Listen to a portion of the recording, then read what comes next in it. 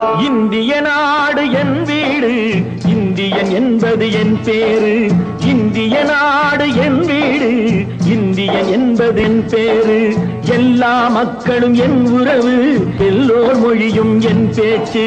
திசை தொடும் துருக்கரு என் தோழர்.